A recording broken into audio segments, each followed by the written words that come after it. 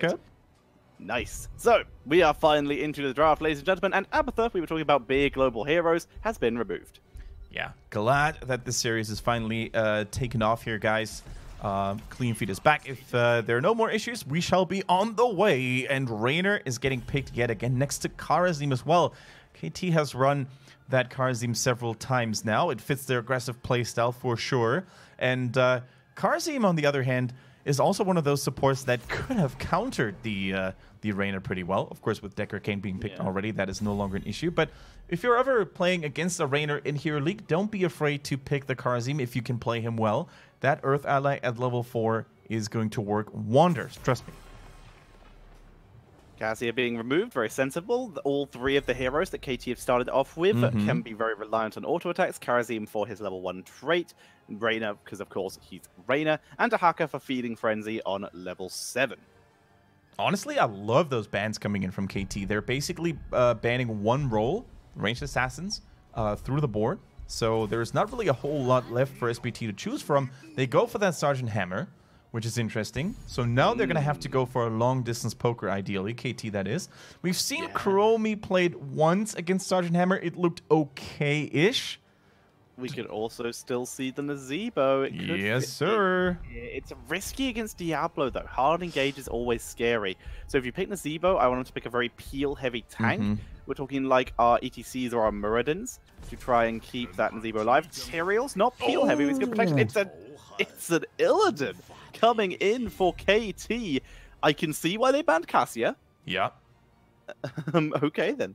And guess who played Illidan last week? It was SPT. Soap actually dominated against their opponents back in the days. And China still likes to bust out that Illidan way more frequently than any of the other major regions. So let's see what that is going to be able to do. Now, the diving potential is real with Tyrael, who's got great mobility and good gap closing, movement speed burst as well there. The Kharazim following, the Dahaka with the surprise flank attack, and then, of course, the Hunt with Illidan most likely being the choice at level 10.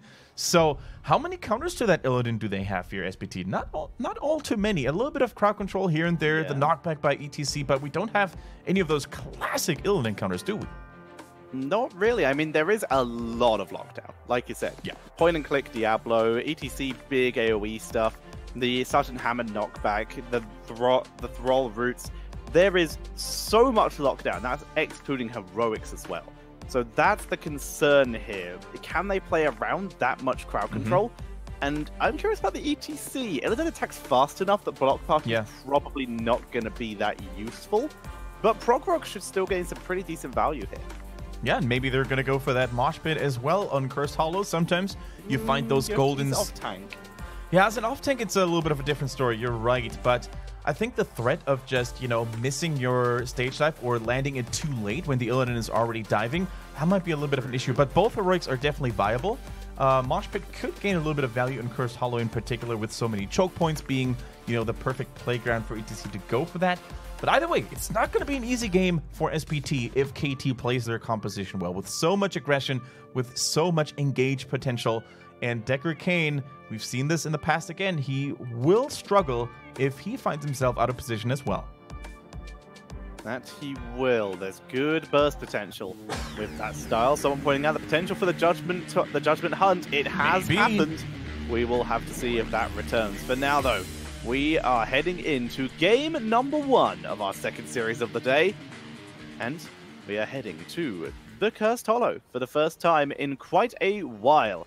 And on the left-hand side, currently in tied second place, excluding CE, who just won a series, it is SPT with Lucky, Melody C, Misaka, Soap, and ZZH. And facing them with relentless aggression is TWT, Kiaru, Lotus, Timeless, and Bad. And together they form the team known as KT Kudos Top.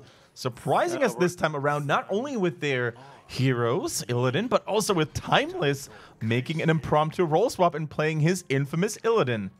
Is it that time of year already where Timeless basically decides to see, decides to role swap for very little reason?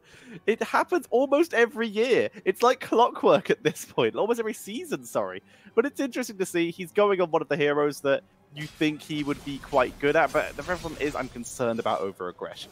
Tetcher, this is the hero that earned him his reputation as the unpredictable, wonky, crazy, insane maniac on the European leaderboard in the Grandmasters. But oftentimes Timeless, when he saw the opportunity for Illidan, he would just pick it. Regardless of drafting position, regardless of map and enemy team composition, he would just do it. And let's see if he still has that killer instinct on Illidan, right? Seeing there's Iron Fist's value from TWT. So they've got some pretty effective bursts. We see the movement speed coming in from Dahaka at level 1 as well. So this is 100% an aggressive team comp. If they go for 7-sided, then the Judgment Hunt could become even more viable here, as they can just go for individual blowups over and over again, because with that 7-sided strike as well. If not, then this team also has the potential to be incredibly sustainable. Even without the health regen from Dahaka, he's still going to be able to skirt the fight and just drag individual people, but then you still have Palm, you have Metamorphosis, you have Sanctification. There is so much sustain capability from KT, and so much burst. They've actually left themselves open to go 2 different paths of draft. Already Illidan and Kharazim doing their job on those Bruiser mercenaries, actually prioritizing them over the Siege Giants, which is quite rare to see here for this first tribute coming up soon. Lotus needs to be careful. He was chipped down low already by his Terran mate, Sergeant Hammer. Jimmy against Hammer in the middle.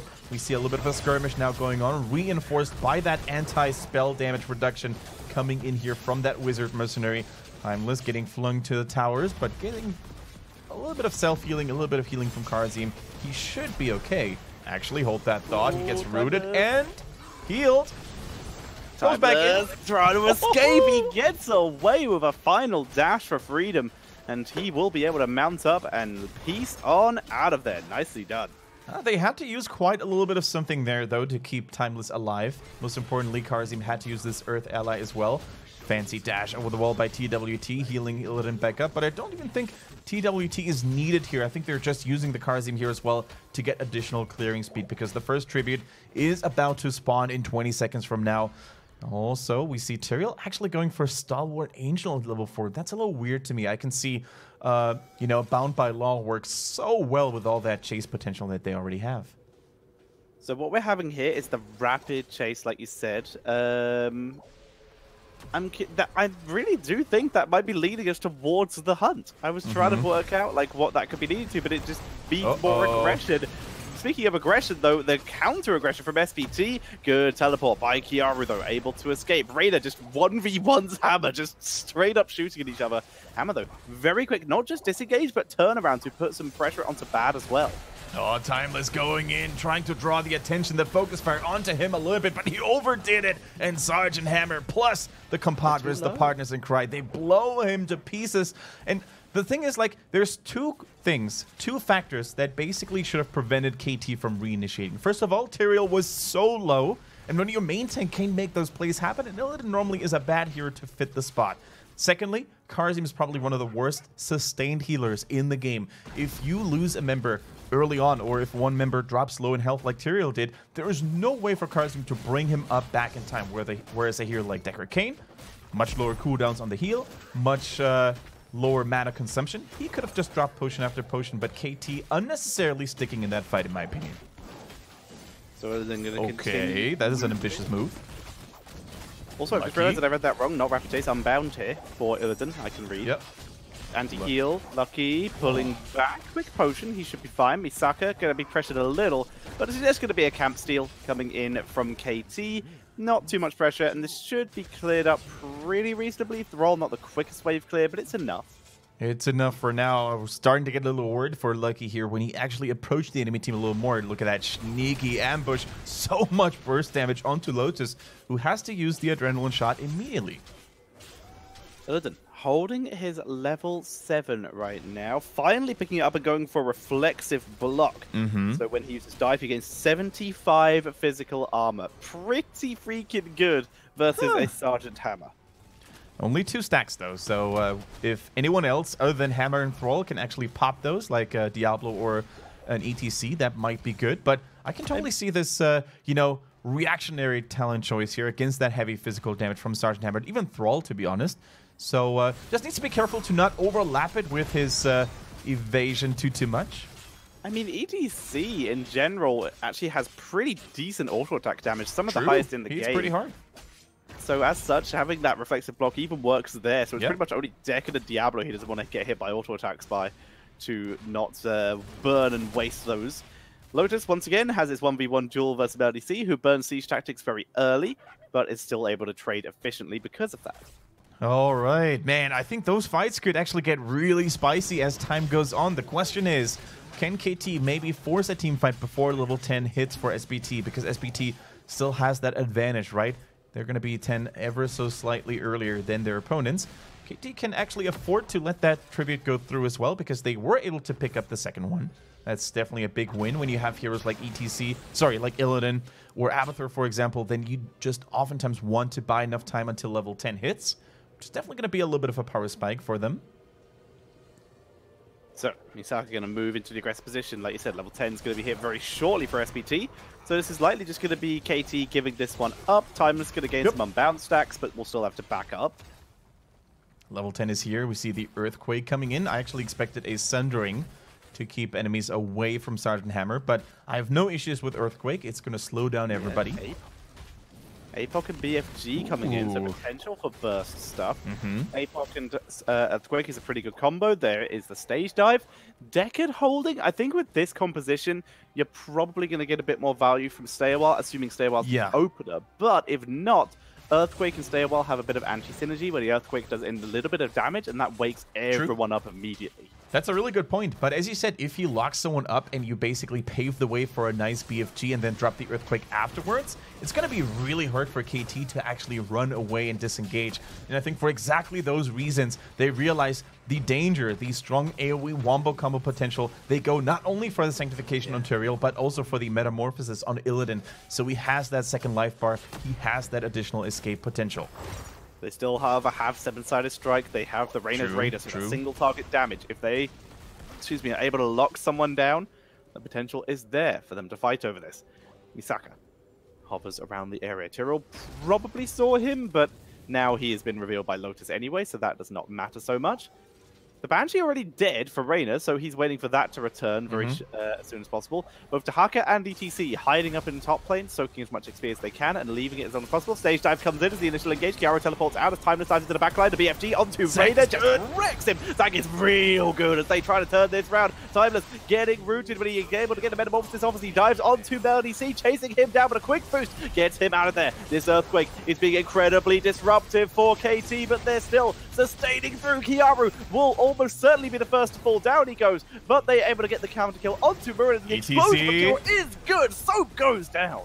That was an intense team fight. From start to finish, though, KT played this really well, in my opinion. Not only did they bait in the enemy front line quite deep on the Rainer, they also dropped a golden Sanctification to keep him alive from all that damage, from all those crowd control effects. And then, when the time was ripe, they turned it around with Illidan, who got a strong 4-man Metamorphosis, giving him so much bonus health there. So from start to finish, I think this aggressive comp, this time actually played reactionary and defensively with that Sanctification and the Metamorphosis. It turned around so nicely, and I think KT already might have laid down the strong foundation for a middle late game performance that might very well just fit them. Quite possibly, because that Sank, like you said, was just clutch. Right as the apocalypse came down, able to keep everyone alive. And as such, they were able to take the fight. Kiaru really struggling from the lack of tankiness that Tyrael actually does have, being someone who's more able to eat a little bit of poke and then turn around. Whereas in a team fight, he might get burst off. But yeah, like you said, him showing up is enough to dissuade SPT. That is so huge now, because look at ETC. He's currently occupied. Hold that thought. That route was good onto Illidan. They waste the Stay a While and Listen, though, so that might hurt him quite a bit. They are baiting out those abilities. Diablo 7-sided. Is it coming in? It's not being used yet. In fact, they're going to back up. Sang completely denies the BFG as they turn around onto Lucky, but that Earthquake is being a huge menace for Timeless, but the 4-man Metamorphosis gives him so much sustain. 7-sided gets very little value, but they're beginning to chase through. Good power slide by EDC as Timeless is taken out, and Kiaru will drop as well. Misaka, just absolutely saved his team in that fight. Wow, that was just a golden appearance by ETC. He came in at the right time. Good lockdowns as well, good disengage, and from what looked like a perfect team fight for KT because of yet another strong Sanctification, it turned south a little bit, and SPT was able to bounce back here. Now, that boss actually had to be left alone in the top lane. ETC just couldn't wait any longer, but the curse was taken. That is going to net them a couple of important tower kills for bonus experience. Looks like KT wants to make a play. They grab the Diablo, but they can't take him down. Scroll ceiling, very effective, and the fight continues. Timeless just does not care. This is the KT comp. They just dive. Seven Siding gets a little bit of damage, but the Stay One Listen will be the disengage tool that SPT were looking for. They're trying to go for Dahaka right now, but the Holy Ground is nice. The return tongue. Dahaka sneaks off into the top area. Stage dive. Once again, there's no fort available here. The BFG is huge on Lotus, and Lotus goes down. Timeless moves into the backline onto Melody C, but once again, quick knockback evasion, having to be burned with the siege tactics active. Timeless is relentless, desperately trying to get a counter kill for his team. Dahaka is not here. This is a 3 versus 5 right now in favor of SPT. DWT sneaks away. Metamorphosis Band comes in from the side once again with the armor reduction as Illidan just gets smashed into the wall. There's the sanctification. They are still trying to fight this, but the earthquake is too disruptive. And KT, they lost a hero, but that fight delayed SPT so long that they didn't get anything for that curse. That was amazing. That was probably one of the longest team fights that I've witnessed in HGC China ever. It was so good, the constant back and forth, you know, as you said, buying time as well, because of that mercenary camp in the bottom actually helping defending those weakened lanes, and top lane was depushed earlier because of the boss. As you said, KT, they didn't really lose any structures, and time is in their favor, I would say, with Illidan becoming stronger and stronger, with Tyrael gaining access to more and more good talents to lock them down. Kiara in particular, I think, is doing a great job so far, dropping those good sanctifications, holy grounds there as well. So this game is by no means decided and over yet. Dahaka is now a very speedy Lizard as they begin to move forward. They finally dealt with Hammer in that mid lane. Maybe took a little bit too long for that, as she did a lot of damage to that mid 4, but it is still alive. That is the important bit. Timeless and Kiaru burn through the tower here. They're trying to use the most of their bruiser cab. Stage dive comes in, only slows Timeless. But a quick knockback from Raider gives Timeless the escape route. I guess they were just trying to hopefully, you know, find a lucky punch there, trying to lock someone down potentially. And the two rig abilities that SPT used are not, you know, the longest of cooldowns, so they're definitely going to have those back, you know, for the next team fight. They also have that 16 talent advantage right now. Excuse me. So not really too much loss for SPT. On the other hand, I think KT will get so much value from the 16 as well. We might want to see the Burning Halo for Tyrael. Extra bonus DPS is always much appreciated. Raynor, most importantly, he used to be, or he has been so far, the main focus target for SPT, right? If he gains access to Paint Them Red, the extra healing that he gets from his penetrating rounds is going to be so huge and could potentially bait SPT into blowing a lot of cooldowns in vain. It could be super clutch here. Another talent that could be super clutch, the level 16 for ETC. Imposing presence. True. That's going to affect Reyna, affect Karazim, affect Illidan, affect Dahaka. Literally everyone on the side of KT could be wrecked if ETC is able to survive an engagement and get that activated ability off into a big group of people. Yeah, and speaking of ETC and making things harder for KT to kill anyone, I think they're already struggling kind of, right? Because if Sergeant Hammer is not out of position, if Deckard lands a good stay a while and listen, they're just not going to be able to burst her down immediately. They want to win those longer team fights in which eventually Illidan is going to overpower you with all that sustained damage. So right now, I think we can already brace ourselves for super long and intense team fights because both teams have that back and forth mentality. You know, Sergeant Hammer, not really that much burst without BFG. Illidan needs some time to really get rolling in a team fight as well. So this is such an exciting game to follow in CAS because we have these unusual ways of drafting and playing in China. Yeah, it's very... Like, I'm really enjoying this team fight to macro style that KT are running. They're winning the map by fighting. It's so strange forcing the reactions of SPT like this, but it's working quite well for now. SPT still with a slight lead, but KT are by no means out of this game. But like I said, imposing presence could be huge here. These late game engage stands, that burst build now that we have for Diablo, that reset shadow charge can be so scary because it's more CC. This could be rough for KT from now on. I think if KT hadn't gone for Karazim, but let's say for a more enabling support like Rehgar or Uther even, with a Divine Shield, I think they actually could have done a little bit more. To me, the Karazim seems like the only weak link up to this point. True, the 7-sided can be amazing against Diablo and ETC, but with those beefy frontliners always being close to one another, I don't think we really have these isolating moments, you know, where you can really melt down a Diablo, because ETC is always going to be there. Yeah. And Karazim also runs out of juice very quickly, right? His kill potential is rather limited right now with so much CC being available, and his healing is relatively weak over time. So maybe if they had gone for a different support, that game could have already been a different one. That being said, Karazim still has that KO moment, right? If only one moment, if only that one play is enabled by him in the 7-sided with, you know, Diablo or ETC being out of position just that once, they can still make it happen. But I think this game, we could talk about the drafts and the team fighting moments forever, right? Such a cool match to follow. I will say I'm very glad Karazim did pick the 7-sided. There's True. It's still a better call. Yeah. This game. Yeah, even if he hasn't used it as effectively as we would obviously like, his 7-sided is still, they've still done damage. They're still doing something, whereas Palm, he would have saved maybe 2 lives max this game if he was lucky. So I like this pickup. And also for a Karazim player, like, you have to imagine you're the Karazim in this game, and then you look at your teammates.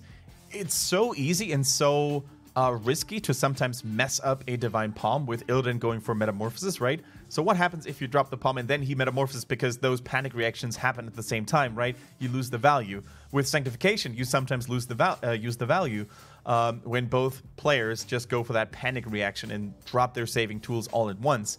So I think a Divine Palm would have been extremely difficult to land sometimes. So the 7-sided not only is the better choice, but also the safer one against, you know, certain heroes. So I'm totally fine with that, as you said. But yeah, let's see how these next team fights are going to unfold. I'm not sure what the... Wait, so KT is still sitting at 2 tributes, right? So there's definitely going to have to be a fight for that next one. Yes, both teams should be on level 16 by the time it happens. So this should be pretty intense. Everyone's got like most of their stuff online. Like Cleansing Touch is going to be here for Karazim now, which is going to just be incredibly rough for sure for SPT to have to deal with, assuming Karazim's able to stay alive. Which, honestly, I really like TWT. He's a really solid support player, so I would have no issue with that. Yeah, I could see the. I could definitely see the turnaround happening with KT grabbing it. And if they do, their push potential is terrifying. Dahaka can split push. Karazim has pretty good structure race potential, assuming the structures aren't shooting him. Reina attack speed is always gorgeous. Illidan is the best racer. Everything. Exactly. They have what they need. What KT needs to win this game at any given moment is a keep. So whether it's middle or one of the side lanes, if they get a keep, destroy it, and then win a team fight by just killing 1 or 2 people, they can always go for the core. Speaking of which, though, the team fight is about to erupt. That tribute could be curse point for KT, so SPT definitely wants to contest this. They do not want to let go just like that.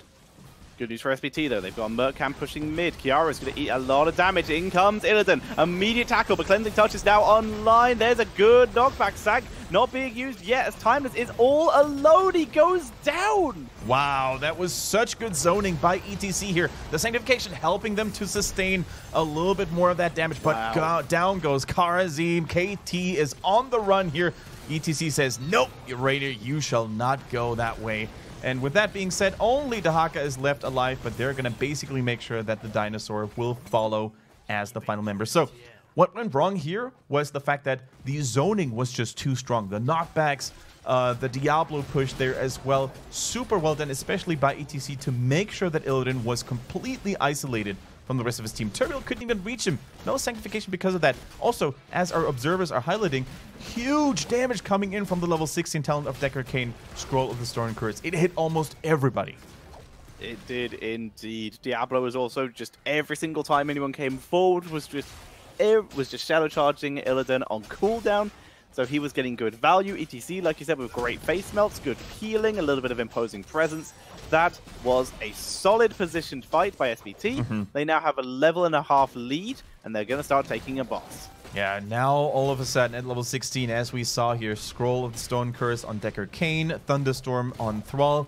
There's going to be a lot of surprising ability damage hailing and raining down onto that Illidan, which is his greatest weakness. Now, ETC, that was a little weird. Not only the cameraman not getting the kill, but also Tyrael being there in the first place. I like the idea of Tyrael being there. He's a safer hero to do this in the fact that he can obviously be the person who denies the boss, and he did force the boss to leash. Those hammer KT, mines, you can't fight over this. Too good. What are they doing? Perfect situation. Looks like the wrong thing, as we see Dahaka. Actually, EGC, they're going to try and force him to choose between the trooper and the boss. Here comes the Apocalypse, but a quick stage dive is going to shut this down. Timer's actually still alive. Face melt on the point, burrowing, tunneling claws. It's a 4 versus 5, and it goes about how you'd expect. But why though? Because I guess they felt they had to. They could have just got the curse and D-pushed, but instead now there's 2 bosses pushing against them. You are completely right. That tribute was ready for the taking. All they needed to do was basically send 3 people there maybe, and bully away any of the remaining heroes of SPT that could have rivaled it. And with that curse, then 2 lanes would have been D-pushed, and they still had a full tower line, a full keep there as well. That boss, after 16 minutes, I don't think is automatic core win. I mean, I'm not sure. I mean, luckily the spawn timers are low enough that it will be a 5v5 defense, but with level 20 is the concern. There's the Ancient Blessings as they begin to push in. They certainly want to do the extra damage. Yeah, they're all going to be back to defend this core, and even without anyone contesting, that boss is already... Oh my! Gorgeous Hellgate play coming in from Misaka. Here comes the Holy Ground, though, as they do try to make the play. Stay a while. Space, the stage dive into the backline. Illidan is just dropping everything he can. He doesn't have Metamorphosis back off cooldown, though. He goes down, and Kiaru completely zoned away. Boss is on the core, and that is going to be it, Kendrick. Only Dahaka remaining, and game number 1 will go over to Super Perfect Team. Tetcher, very rarely have I seen such a discrepancy between early game, you know, a strong early game performance and a late game throw like hardly any other I've seen in this league in